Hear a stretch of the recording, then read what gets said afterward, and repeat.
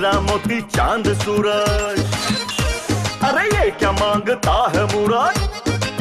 हाँ, हीरा मोती चांद सूरज, ये क्या मांगता है मुराद।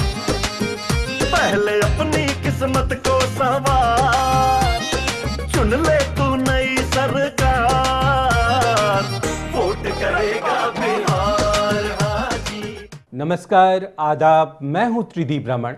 वोट करेगा बिहार में आपका बहुत बहुत स्वागत है। आप कैसे चुने सूबे में वो सरकार जिनके नेतृत्व में आगे बढ़े बिहार, ये बताना ही वोट करेगा बिहार का असली मकसद है। आज हम हैं खगड़िया संसदीय क्षेत्र में। आज के एपिसोड में हम यहाँ की 2 विधानसभा सीटें यानी सिमरी बख्तियारपुर और अलौली के चुनावी हालात पर चर्चा करेंगे। आज इन दोनों विधानसभा क्षेत्रों की हकीकत को जानने के लिए स्टूडियो में हमारे साथ मौजूद हैं द वीक के सीनियर जर्नलिस्ट मुकेश रंजन, जिन्हें बिहार के चुनावी हालात की पल पल की खबर है। मुकेश जी, बहुत बहुत स्वागत है आपका स्टूडियो में। सिमरी बख्तियारपुर, पहली चुनावी तस्वीर। सिमरी बख्तियारपुर में पूरा जंबल हो गया है। पिछली चुनाव में कहाँ कौन था, सब उलट पलट हो गया। जो कांग्रेस के कैंडिडेट थे वो लोजपा में चले गए। कुछ हद तक जो महबूब अली कैसर के बेटे हैं, जो सांसद हैं लोजपा के, यहाँ से उन्हीं के एडवांटेज में जाएगा, बिकॉज वो सांसद भी हैं तो उसका भी उनको एडवांटेज मिलेगा। मुकेश जी से हमारी बातचीत आगे भी जारी रहेगी, लेकिन सबसे पहले प्रोग्राम का आगाज करते हैं सियासी नेपथ्य की चुप आहटों से चुनावी चटखरे में।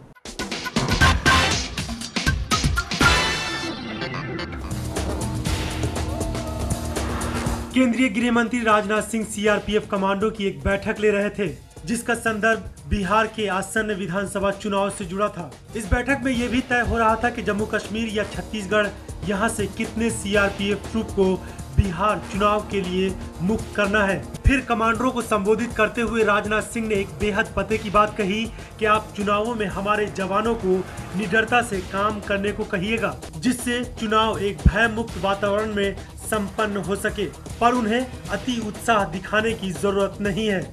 सनद रहे कि ऐन चुनाव के दिन पोलिंग बूथ पर बिहार पुलिस के बजाय कमान इन्हीं केंद्रीय रक्षा बलों के पास होती है, जिसकी वोटिंग ट्रेंड सेट करने में एक महती भूमिका हो सकती है। चुनावी चटखारे के बाद अब हम आपको सीधे लेकर चल रहे हैं सिमरी बख्तियारपुर विधानसभा क्षेत्र की ओर। सहरसा जिले में पड़ने वाला सिमरी बख्तियारपुर विधानसभा क्षेत्र खगड़िया लोकसभा क्षेत्र के तहत आता है। इलाके की तस्वीर साफ बयां करती है कि इस क्षेत्र का सिर्फ और सिर्फ राजनीतिक दोहन होता रहा है। इस ग्रामीण इलाके में जन सरोकार से जुड़े किसी भी काम के बारे में कोई भी सकारात्मक पक्ष तलाशना बड़ी चुनौती है। सड़कों की हालत बदहाल है, जल निकासी की समुचित व्यवस्था का अभाव साफ झलकता है, बिजली नहीं रहती, शिक्षा और स्वास्थ्य पूरी तरह से चरमराई हुई है। क्षेत्र के बड़े हिस्से तक तो ये सुविधाएं पहुंच ही नहीं पाई है। किसानों की हालत भी अच्छी नहीं कही जा सकती। खाद बीज उपलब्ध नहीं होते, पुलिस प्रशासन पर किसी का नियंत्रण नहीं दिखता। राजनीतिक तौर पर सिमरी बख्तियारपुर को कांग्रेस का ढहता किला कहना अतिशयोक्ति नहीं होगी। लंबे समय तक कांग्रेस के कद्दावर नेता चौधरी मोहम्मद सलाउद्दीन से जुड़ी रही है यहाँ की पहचान। हाल के दिनों में उनके बेटे चौधरी मोहम्मद महबूब अली कैसर ने कांग्रेस का झंडा थामे रखा, लेकिन आज की तारीख में हालात काफ़ी बदल गए हैं। महबूब अली कैसर कांग्रेस का साथ छोड़ एलजेपी का दामन थाम संसद पहुंच चुके हैं। साल 2010 के विधानसभा चुनाव में जदयू के डॉक्टर अरुण कुमार ने उस समय कांग्रेस के महबूब अली कैसर को शिकस्त दी थी। इलाके में टक्कर जदयू और कांग्रेस के बीच रही है, लेकिन नए गठबंधनों के बीच लड़े जाने वाले आगामी विधानसभा चुनाव के इस क्षेत्र में काफी दिलचस्प होने के आसार हैं। कितना दिलचस्प होने जा रहा है इस बार का चुनाव? यहाँ का चुनाव तो बहुत दिलचस्प होगा, क्योंकि पिछले ही लोकसभा चुनाव से चीज़ें बदली। कांग्रेस का गढ़ माने जाने वाला ये क्षेत्र, इस क्षेत्र पे पहले तो जदयू ने कब्जा कर लिया, फिर कांग्रेस के जो कैंडिडेट थे पिछले ही चुनाव में वो लोजपा में चले गए। जो विधानसभा हार गए थे वो लोकसभा जीत गए।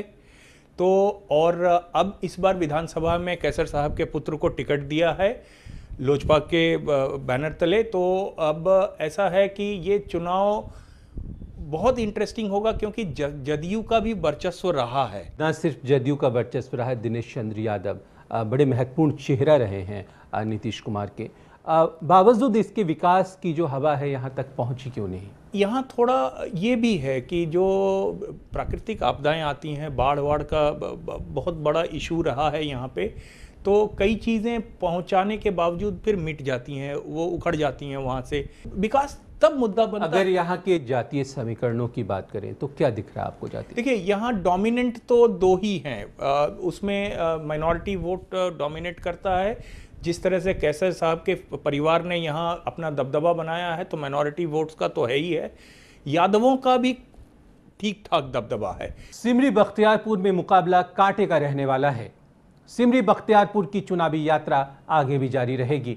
फिलहाल वक्त हो गया एक छोटे से ब्रेक का। ब्रेक से वापस लौटकर हम अपनी चर्चा जारी रखेंगे। सच दिखाने की जिद बनी रहेगी। आप बने रहिए हमारे साथ। हम लौट कर आते हैं पल दो पल में। वोट करेगा बिहार हाजी, वोट करेगा बिहार हाजी। ब्रेक के बाद आपका स्वागत है। बिहार विधानसभा चुनाव के चुनावी महासमर को एक दीगर नजरिए से देखने दिखाने वाले प्रोग्राम वोट करेगा बिहार में।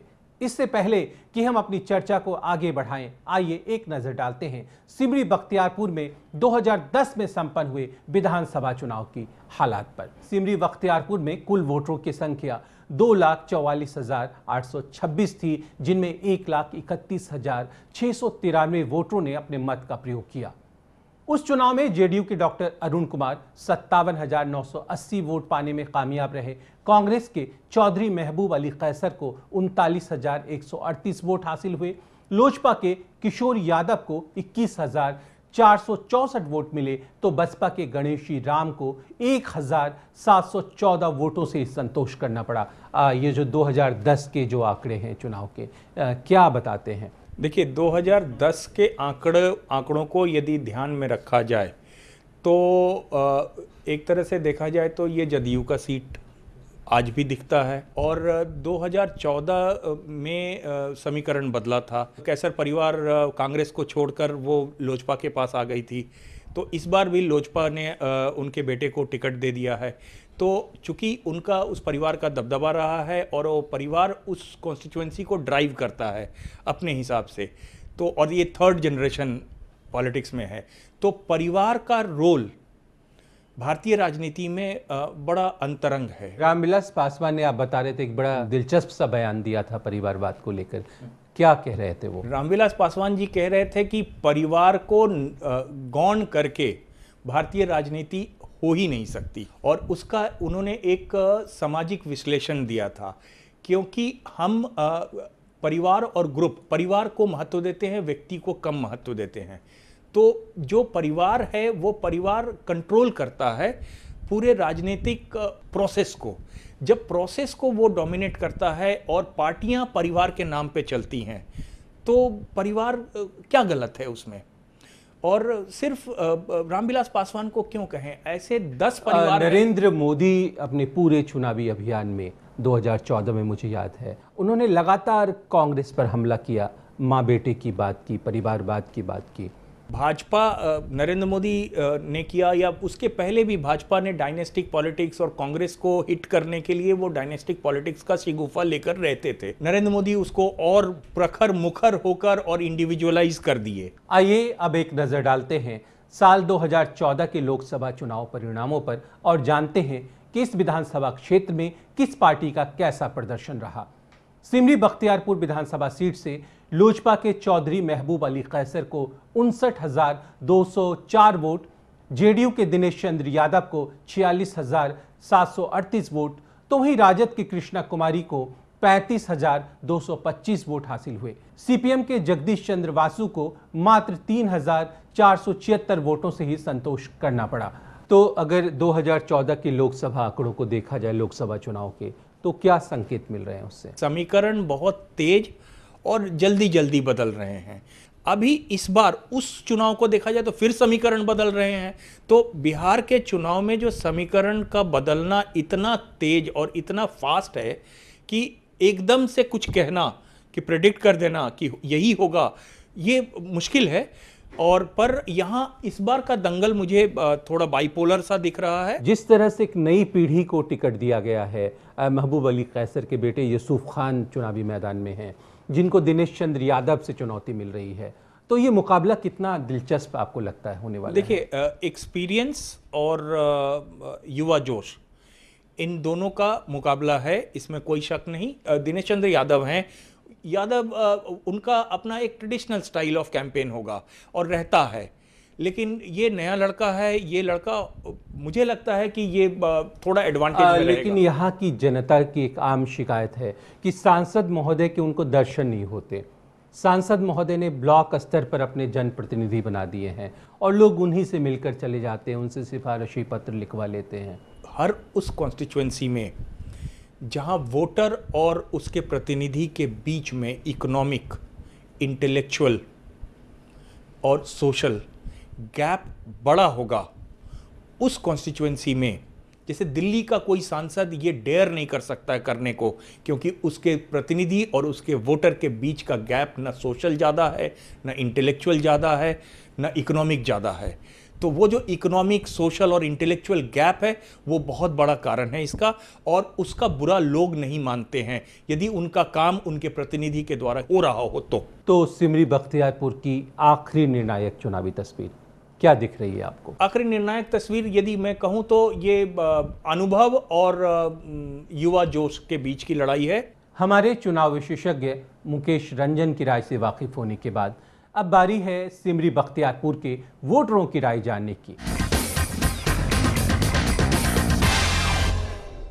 समस्या तो सर देखिए, रोड नए हम लोग को ठीक है, देखते हैं रोड नए विधायक तो काम कर रहे हैं। इससे अच्छा तो मेरा एमपी था जो कि दिनेश चंद्र यादव, जो बहुत काम किए हैं बख्तियारपुर के लिए। रोड तो पूरा एकदम खराबे है सर, पूरा रोड में पानी जाम है, लोग को जाने आने में बहुत दिक्कत है। सुरक्षा को लेकर सर विस्तृत स्थिति है, क्योंकि यहाँ हाल फिलहाल में ये घटना हुई है जो कि चिमनी में 10 फीट लोगों को गाड़ दिया जाता है, ये सुशासन की सरकार में। यहाँ क्राइम बहुत ज़्यादा हो रहा है, रोड की समस्या यहाँ पे है, हर जगह पानी कीचड़ है। अगर यहाँ से स्टेशन जाना है 1/2 किलोमीटर तो आधा घंटा लगता है यहाँ का पब्लिक को जाने में। हमारे इलाके में जहाँ पर सड़क टूटी हुई है उसका मरम्मत किया जाए। शिक्षा को तो बर्बाद कर दिया है, शिक्षक को 6-6 महीना से पैसा ही नहीं मिलता है, अब विद्यार्थी को साइकिल और ड्रेस दे रहा है, शिक्षक सब मर रहा भूखे प्यासे। भ्रष्टाचार बहुत बढ़ गया है, हर जगह पैसा दे के ही काम होता है। पहले जो था नीतीश बाबू के समय में वो अभी नहीं रहा है, अराजकता थोड़ा फैला हुआ है। बीपीएल धारी है उसको बीपीएल नहीं मिलता है, जो बीपीएल नहीं लेने वाला उसको बीपीएल है, और अन्नपूर्णा मिलता है, अंत्योदय मिलता है, जिसको मिलने वाला उसको कोई देखने वाला नहीं है। गरीब जो है उसको वाजिब में कोई चीज़ नहीं सरकार तरफ से मिल रही है। वोट करेगा बिहार में फिलहाल वक्त है एक छोटे से ब्रेक का। ब्रेक के बाद जब हम लौटेंगे तब नजर डालेंगे अलौली विधानसभा की तस्वीर पर। बने रहिए हमारे साथ, हम लौट कर आते हैं पल दो पल में। वोट करेगा बिहार हाजी, वोट करेगा बिहार हाजी। ब्रेक के बाद आपका एक बार फिर से स्वागत है 2015 के बिहार चुनावी महासंग्राम को एक नई जुबा देने वाले प्रोग्राम वोट करेगा बिहार में। अब हम आ पहुंचे हैं अलौली के चुनावी सफर पर। अलौली पहली चुनावी तस्वीर देखिए, ये खगड़िया जिला में पड़ता है और यहाँ पे मुझे थोड़ा सा जो लग रहा है कि जो भूमिहार हैं, जो यादव हैं और जो माइनॉरिटी वोट है, इन तीनों का दबदबा पहले से रहा है। इन तीन समुदाय में से कौन जो दलित वोट है उसको ड्राइव करता है अपने साथ, और जिसने भी ड्राइव कर लिया है वो विक्टोरियस रहा है यहाँ पे। आइए अब आपको लेकर चलते हैं अलौली विधानसभा क्षेत्र की ओर और देखते हैं यहां की चुनावी तस्वीर। खगड़िया लोकसभा क्षेत्र के तहत आने वाले अलौली एक रिजर्व सीट है, जहां अब तक लोजपा का वर्चस्व रहा है। सड़कों की हालत अपेक्षाकृत बेहतर कही जा सकती है, लेकिन जल निकासी की पर्याप्त व्यवस्था नहीं है। स्वास्थ्य सेवाएं काफी सीमित है, शौचालयों की भारी कमी है। क्षेत्र के कई इलाकों में बिजली नहीं पहुंची है। राजनीतिक नेतृत्व पर भेदभाव का आरोप आम बात है। शायद यही संसाधनों के बंटवारे के पीछे की खामियों की बड़ी वजह है।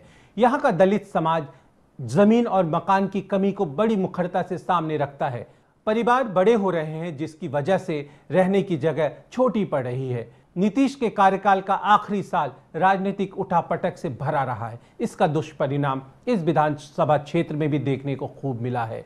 इस बार यहां समीकरण काफी हद तक बदले हैं। सीट लोजपा के पशुपति कुमार पारस को दी गई है। अपने गढ़ में खोई प्रतिष्ठा पाना लोजपा के लिए बड़ी चुनौती होगी। वहीं जदयू राजद का महागठबंधन भी अपनी सीट बचाए रखने के लिए एड़ी चोटी का दम लगा रहा है। पशुपति कुमार पारस परिवार में गई है सीट। जो एनडीए गठबंधन है, यदि वो सरकार बनाने के नज़दीक या उसके ऊपर जाती है तो उसमें जो एनडीए गठबंधन भाजपा के जो साथी हैं उनके परफॉर्मेंस पर डिपेंड करेगा।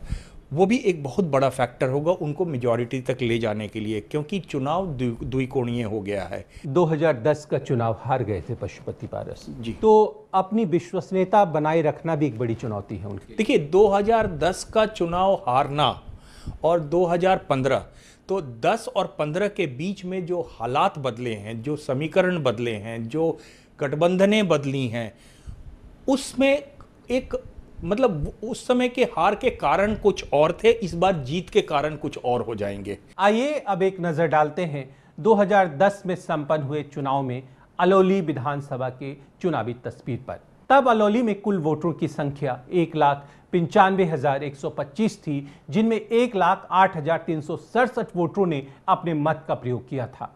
यहां से एलजेपी के पशुपति कुमार पारस को 36,252 वोट मिले थे। वहीं यहां से जेडीयू के रामचंद्र सदा को 53,775 वोट मिले।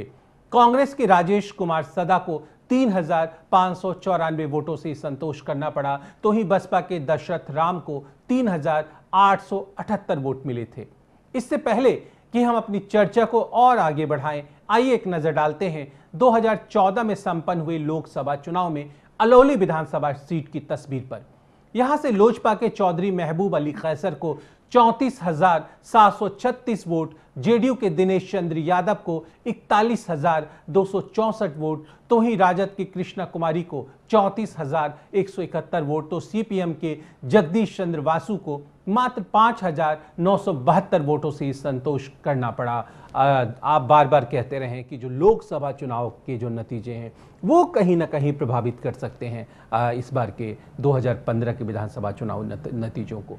तो लोकसभा चुनाव के नतीजे दिनेश चंद्र यादव यहाँ से आगे थे महबूब अली कैसर। ये बड़ा इंटरेस्टिंग है, यही मैं कह रहा हूँ बार बार। जो समीकरण बदले वो 14 के चुनाव के जस्ट पहले बदले थे और उसमें त्रिकोणीय माहौल बना था। और उस त्रिकोणीय माहौल में आप देखिए कि जदयू को कितने और राजद को भी अच्छे खासे वोट हैं और मेरे समझ से राजद और जदयू आपस में फर्स्ट और सेकंड हुए। जी जी। तो अब जो सांसद रहा उसको इस कॉन्स्टिट्यूएंसी से क्या सपोर्ट मिला था? मुकेश जी, अगर जातीय समीकरणों की बात करें अलौली में, तो सदा जाति नंबर 1 पर है, दूसरे पर पासवान आती है जाति जो है, और बाकी जातियों के जो समीकरण है वो कहीं ना कहीं महागठबंधन को एडवांटेज देते लग रहे हैं।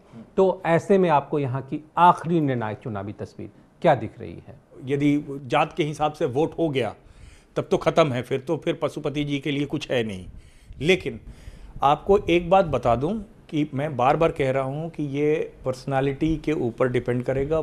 ये सारी पर्सनालिटीज़ वहाँ कैंपेन करेंगी और ये अट्रैक्ट करेंगे वोटरों को अपने फेवर में। हमारे चुनाव विशेषज्ञ की राय से वाकिफ होने के बाद अब बारी है अलौली के वोटरों की राय जानने की।